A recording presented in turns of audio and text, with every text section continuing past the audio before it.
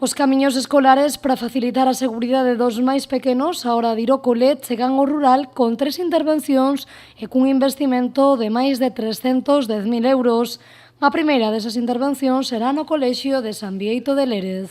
No caso de San Bieito de Lérez, xérase un carril segregado para que os nenos accedan ao colexio desde en toda a vía na que o colexio está situado e, ademais, implica isto algunhas restriccións de aparcamento porque era moi desordeado, moi perigoso e os coches facían manobra ao mesmo tempo que os nenos e as nenas pasaban pola mesma vía, cousa que resulta extremadamente perigosa.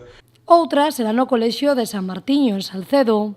Segregamos primeiro un carril para que os nenos poidan circular ata chegar a un sendeiro peonil que xa foi tratado previamente e que agora simplemente o que se vai facer con ele é marcalo para que se entenda ben cal é o percorrido. E ese sendeiro desemboca nunha zona de convivencia de tráficos ben pintada, claramente pintada para que se entenda que é unha zona de convivencia na que as nenas e os nenos, e calqueira que non vaya en coche, ten preferencia sobre os vehículos. E por último, no centro da Carballeira, en Lourizán. E o problema grave que tiñamos era o desorde do aparcamento.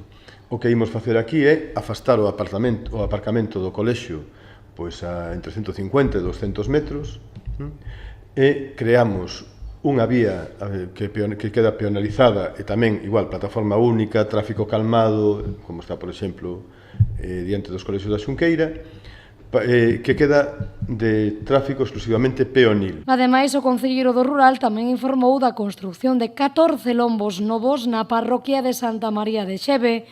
Trátase dunha obra que, segundo Demetrio, está consensuada e falada cos veciños da zona. A actuación terá un orzamento de 50.000 euros e será executada pola empresa Copsa.